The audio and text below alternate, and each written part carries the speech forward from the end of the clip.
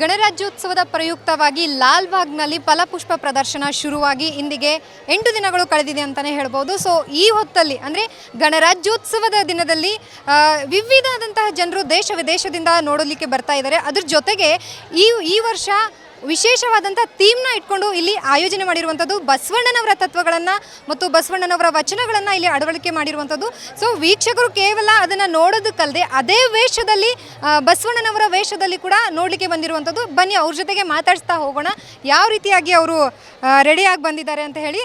ನೀವು ನೋಡ್ತಾ ಇರ್ಬೋದು, ತುಂಬ ಕಲರ್ಫುಲ್ಲಾಗಿ ನಮಗೆ 12ನೇ ಶತಮಾನಕ್ಕೆ ಹೋದಂಗೆ ಅನಿಸುತ್ತೆ.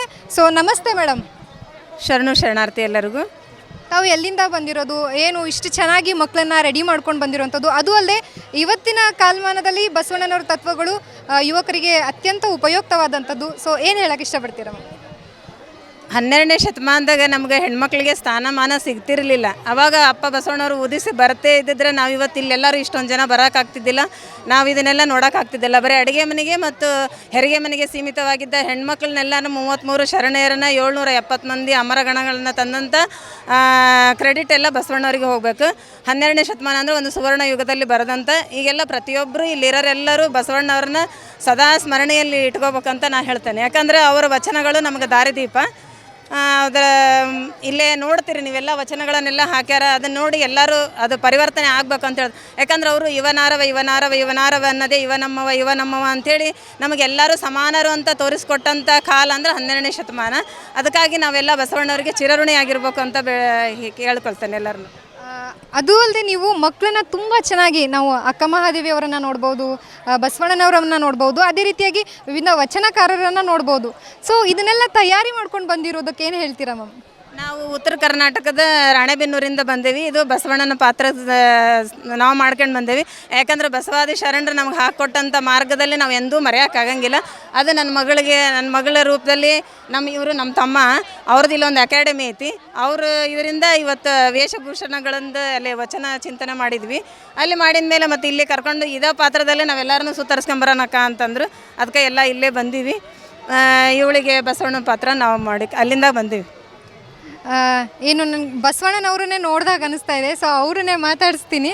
ಹೇಗೆ ಅನಿಸ್ತಾ ಇದೆ ಒಬ್ಬ ಏನು ಸಮಾನತಾವಾದಿಯಾದಂತಹ ಮತ್ತು ತಮ್ಮ ತತ್ವಗಳ ಮೂಲಕ ಸಮಾಜಕ್ಕೆ ತಿಳಿಸಿಕೊಟ್ಟಂಥ ಬಸವಣ್ಣನವ್ರ ಪಾತ್ರನ ನೀವು ಇವತ್ತು ಹಾಕ್ಕೊಂಡಿದ್ದೀರಾ. ಸೊ ಅದ್ರ ಬಗ್ಗೆ ಏನು ಹೇಳೋಕ್ಕೆ ಇಷ್ಟಪಡ್ತೀರಾ?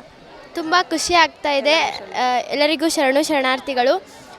ಅವ್ರದ್ದು ಪಾತ್ರ ಹಾಕ್ಕೋಬೇಕಂದ್ರೆ ನಮ್ಮದು ಒಂಥರ ಲಕ್ ಇದ್ದಂಗೆ. ಅದು ಹಾಕ್ಕೊಂಡ್ರೆ ತುಂಬ ಖುಷಿ ಅನಿಸುತ್ತೆ ಅಷ್ಟೇ.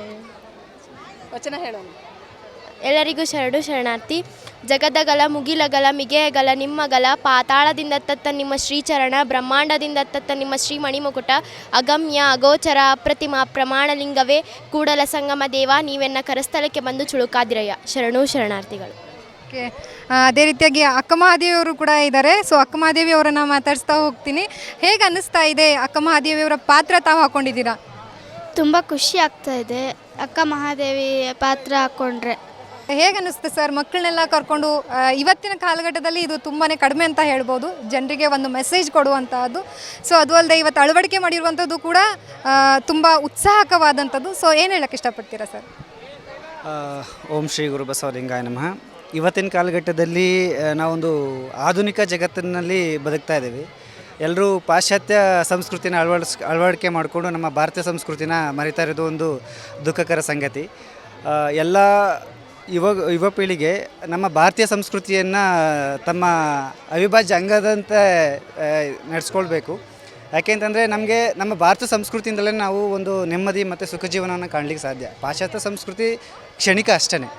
ದೀರ್ಘ ಸುಖ ಸಿಗೋದು ಅಂತಂದರೆ ನಮ್ಮ ಭಾರತೀಯ ಸಂಸ್ಕೃತಿ, ಅದು ಶರಣ ಪರಂಪರೆಯಲ್ಲಿ ತುಂಬ ಹೆಚ್ಚಿನ ಒಂದು ಮಹತ್ವದ ಒಂದು ಸಂಸ್ಕೃತಿ ನಮ್ಮಲ್ಲಿ ಅಡಗಿದೆ. ಸೊ ಅದನ್ನು ಎಲ್ಲರೂ ಪರಿಪಾಲನೆ ಮಾಡಬೇಕು ಅಂತ ಕೇಳ್ಕೊಳ್ತೀನಿ. ಆದರೆ ಈಗ ಬಸವಣ್ಣವರು 12ನೇ ಶತಮಾನದಲ್ಲಿ ಎಲ್ಲರಿಗೂ ಒಂದು ಸಮಾನತೆಯನ್ನು ಸಾರಿದಂಥ ಮಾನವತಾವಾದಿ.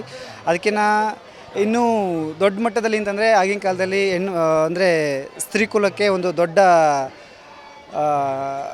ಟ್ರಿಬ್ಯೂಟ್ ಕೊಟ್ಟಿದ್ದಾರೆ ಆ ಕಾಲದಲ್ಲಿ. ಮತ್ತು ತಳವರ್ಗದಲ್ಲಿರ್ತಕ್ಕಂಥ ಜನರನ್ನೆಲ್ಲರೂ ಕೂಡ ಒಂದು ಧಾರ್ಮಿಕವಾಗಿ ಮೇಲೆತ್ತಿದ್ದಾರೆ.